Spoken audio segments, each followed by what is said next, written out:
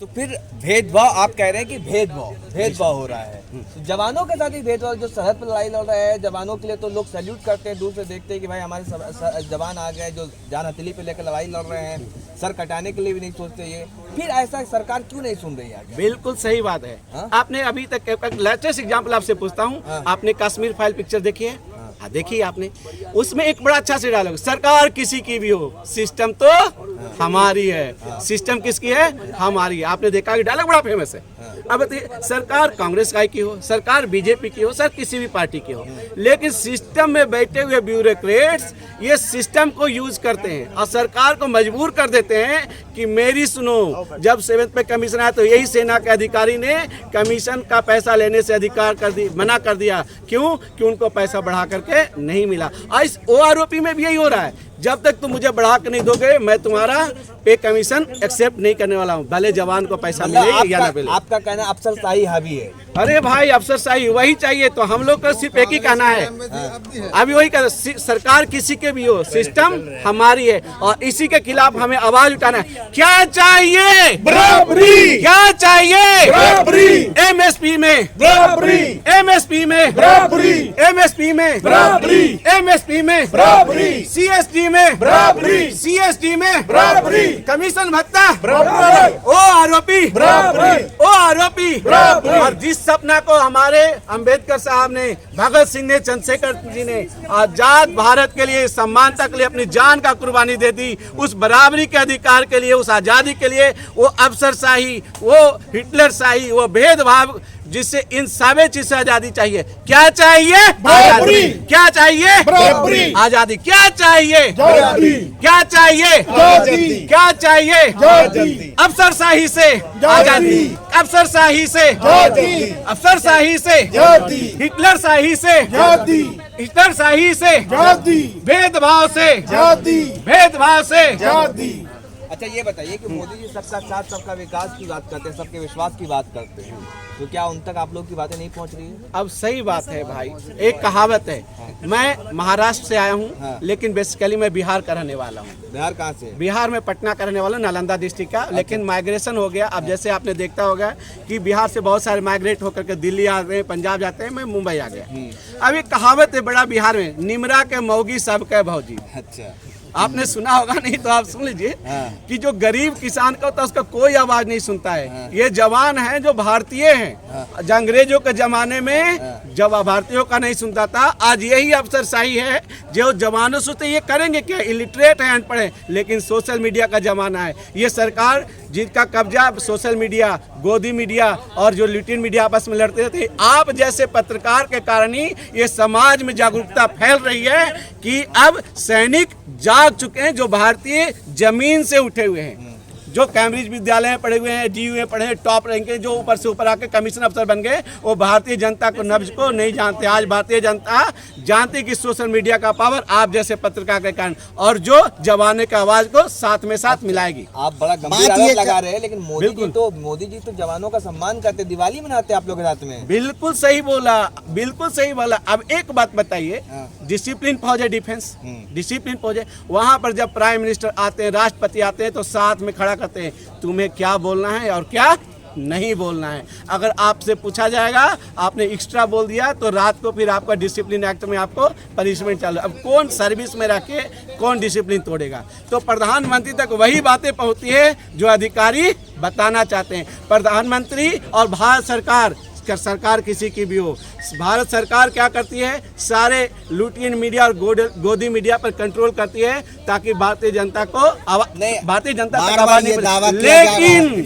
लेकिन Lutyens media और गोदी मीडिया के अलावे भी एक चौथा स्तंभ आ गया है, आप जैसे पत्रकार जो जनता तक आवाज पहुंचाते कि रियल ग्राउंड लेवल पर क्या हो रहा है। कल से एक छोटा सा एग्जाम्पल, मनीष सिसोदिया साहब के घर में जाके उनका कुत्ता खाना खाया कि नहीं, बीवी रात को सोई नहीं, 24 घंटा चल रहा है ना, गलती बोल रहा हूँ बताइए आज तक पर। लेकिन बताइए किसी ने भी देखा कि पिछले 8 दिन से ये सैनिक भूखे प्यासे कैसे जी रहे हैं इस रोड पर दिल्ली के महान देश के महान राजधानी के सड़कों पर पिछले 8 दिन से बुला रहे हैं और चिल्ला रहे हैं कि भाई हमें न्याय दो, न्याय दो। किसी गोदी मीडिया, लुटेन मीडिया आया नहीं आया। ये आपके कारण कि जन जन तक पहुंचाने की आवाज़ आपकी जिम्मेवारी है और प्रूव करना है कि लुटेन मीडिया और गोदी मीडिया के अलावा भी एक और मीडिया है, वो भारतीय मीडिया है जो आप जैसे ठीक है। आपकी बातों में एक विरोधाभास भी नजर आ रहा है। हाँ बताइए। एक तरफ आप कह रहे हैं कि भाई अफसरशाही है, दूसरी तरफ सरकार को भी ये कह रहे हैं कि कंट्रोल कर लिया गया है, उनको उन तक बात नहीं पहुंच रही। क्या सरकार आपकी सुनना नहीं चाह रही है या अफसर जो है आपकी बातों को जाने नहीं दे रहे वहां तक? अब बिल्कुल सही सवाल आपने पूछा है। हाँ। अब एक बात बताइए, उनके पास एक सिस्टमेटिक ऑर्गेनाइज सेक्टर है हाँ। जो ये जानते हैं कि अगर हमें जनता तक, पहले हम ऑफिसर्स की बात करें, वो जानते हैं कि अगर हमारी ये चापलूसी, ये मक्कारी या चालाकी पता चल गया तो हमारा भारतीय जनता के बीच में इज्जत चला जाएगा। तो जो हम सब खड़े हैं जंतर मंतर पर, पूरे ये जंतर मंतर देखिए, मैं महाराष्ट्र से आया हूँ, president united ex service association Ambernath, वहाँ से आवाज़ वहाँ तक पहुँची। मुझे एसोसिएशन ने हजारों साथियों ने बोला कि आप जाइए, इनका सपोर्ट कीजिए। वहाँ तक गई तो अधिकारी चाहते हैं कि किसी भी कीमत पर इनका आंदोलन ऊपर नहीं आए, और सरकार ये चाहती है कि अगर ये भारतीय जनता को पता चला कि अच्छा सेना में ऐसा भी हो रहा है क्या, तो क्या करेंगे, जनता को बैड इमेज आएगा। जो करंट गवर्नमेंट है वो नहीं चाहती कि हमारे पर किसी प्रकार का आँच, अच्छा वो बीजेपी हो या कांग्रेस हो, और इसी प्रकार को वो किसी भी सोशल नेशनल मीडिया को कवरेज करने के लिए नहीं देती है। ये सिर्फ आपका कर्तव्य बनता है, आपका दायित्व बनता है कि इस बात को उठाया जाए कि सैनिक यहाँ 8 दिन से रोड पर सिर्फ भारत में रह के, आजाद भारत में रह के आजादी की मांग करें। बाबा साहब के संविधान जिसमें बोला कि सबको बराबर का अधिकार है, वहाँ पर रह कर के बाबा साहब के संविधान के सर अपनी बराबरी का अधिकार मांग रहे हैं, जो उनका काम के लिए। एक आखिरी सवाल है, अग्निवीर को लेकर दिल्ली हाईकोर्ट ने आज मुहर लगा दी है, क्या कहना चाहेंगे? अब एक बात बताइए भाई, एक बात आपको बड़ा एकदम ठेठ भाषा में समझाता हूँ। हाँ। सर आप लोग ही बताइएगा। हाँ। जवान में भर्ती कौन होता है?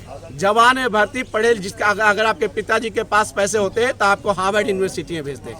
आप समझिए, आप personally don't take it personally, I am telling you, अगर आपके पास पैसा होता है तो आज तक बड़ा मास कम्युनिकेशन मीडिया में करते हैं और बीबीसी में जाके एंकरिंग करते हैं। सही बात है।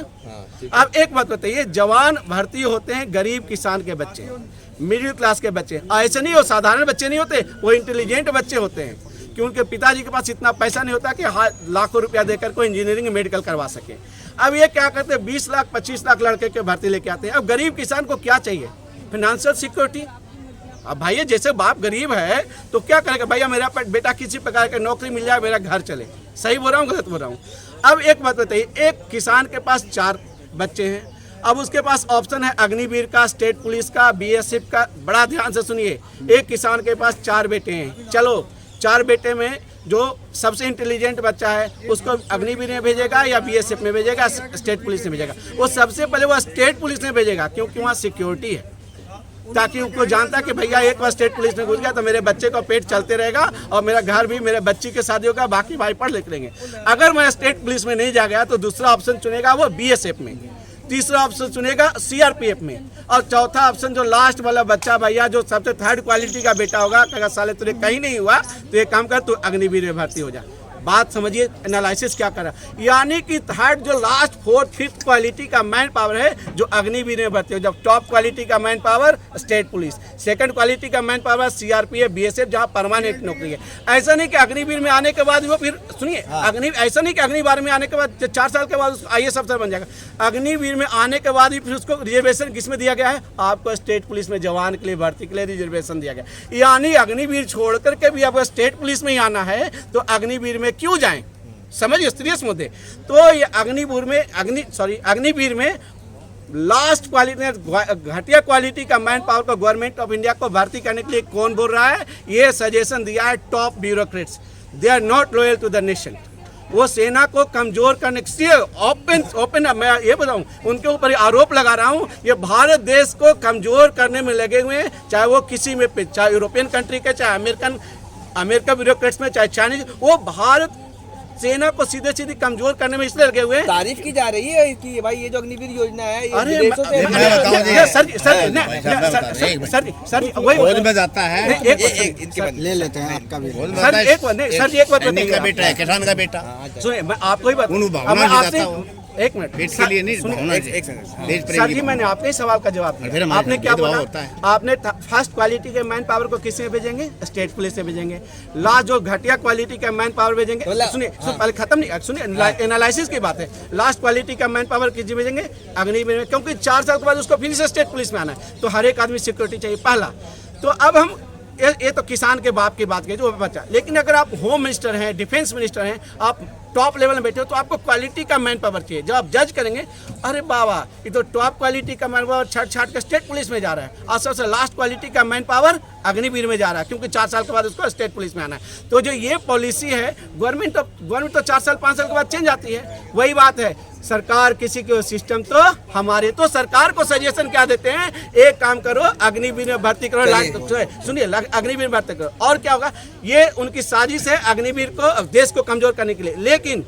लेकिन यही जो 4 साल में जो सेना को बोलते हैं कि जवानों को पेंशन मत दो, वही अपने VK Singh, general VK Singh 1 साल के लिए सरकार के खिलाफ 1 साल के लिए कोर्ट में पहुंच गया। तो अपने लिए अलग, और देश के जो जवान, देश बोले नहीं, गरीब किसान के बच्चे, यानी मिडिल क्लास और लोअर मिडिल क्लास के जो ऐसे बच्चे जो इंटेलिजेंट बच्चे हैं, उसके बाप माई के पास पैसे नहीं है कि अपने बच्चे को पढ़ा सके, उस बच्चे को, उस गरीब के किसान को शोषण कर रहे हैं, और देश को कमजोर करने का साजिश है ये टॉप ब्यूरोक्रेट्स का। चलिए बहुत बहुत शुक्रिया। तो ये देख सकते हैं कि एक गंभीर